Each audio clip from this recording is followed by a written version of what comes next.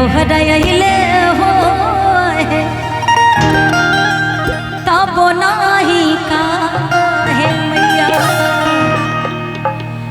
दया तोहरा अइले हो। लेकिन जब बियाह को के अपना नैहर जाता रही ससुराल जाता रही पहले के बहुत बड़ा भक्त रही हो, जब अपना सैया जी के अंगना गईली हो तो देखली सब चीज के पेड़ बा लेकिन नीम के पेड़ नहीं बा, तो अपना सैया जी से कहे लगली हो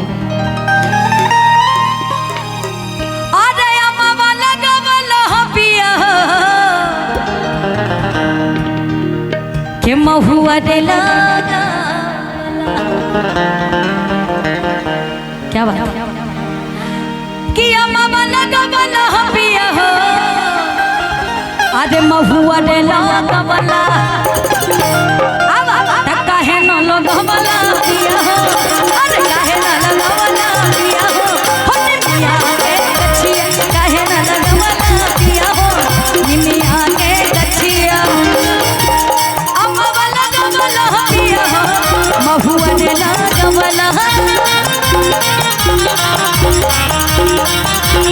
अम्मा वाला गवला पिया हो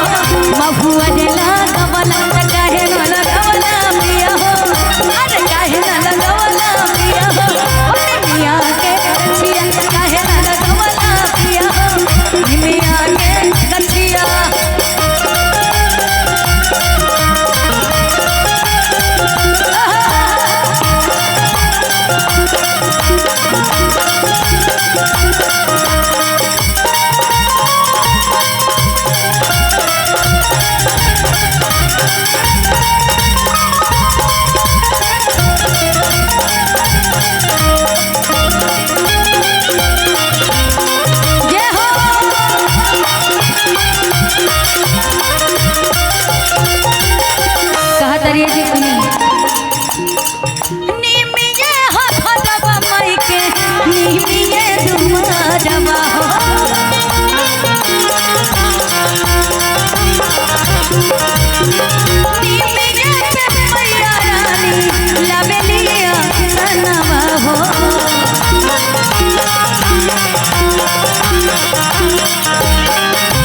घरवा माई के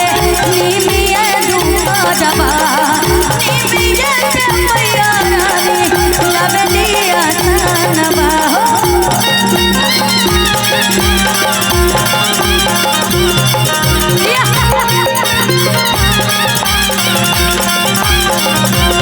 कहा तरिए जी सुनी आधे अढ़म लगवला पिया हो अढ़म लगवला पिया हो अढ़म लगवला पिया हो मुआ दे लगवला अढ़म लगवला पिया हो निमुआ दे लगवला त काहे न लगवला पिया हो अरे काहे न लगवला पिया हो निमिया के गछिया काहे न लगवला पिया हो निमिया के गछिया।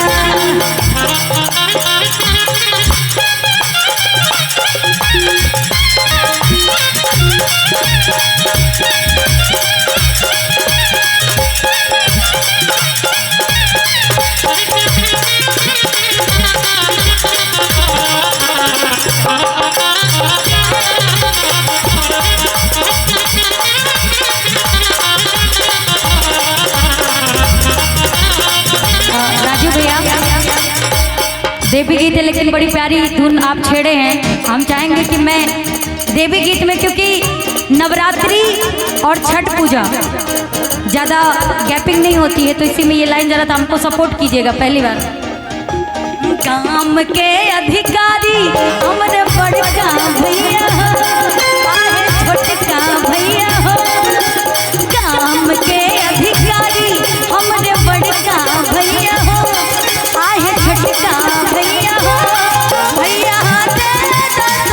खादी खनाई दी चंपा फूल लगाई दिया हो भैया खादी खनाई दिया चंपा फूल लगाई दिया काहे न लगवला दिया हो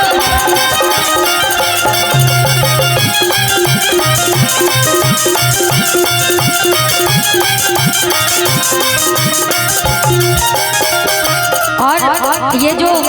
सितंबर और अक्टूबर का नवंबर का जो ये महीना आता है ना, अपने आप ही भक्ति में जो लहर चलता है ना, उसमें मन खुद को रोक नहीं पाता है, तो निकल जाता है भाई। बोले छठी मैया की। और बड़ा प्यारा लाइन क्या, निमिये हो आसन मई के निमिये सिंहासन,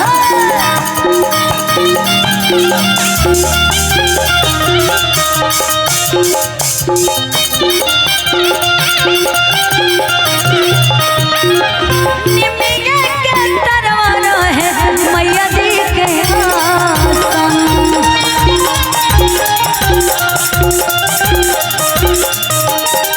निमिये हो आसन मैया के निमिये पद्मासन, निमिये के तरवाना है मैया के सिंहासन।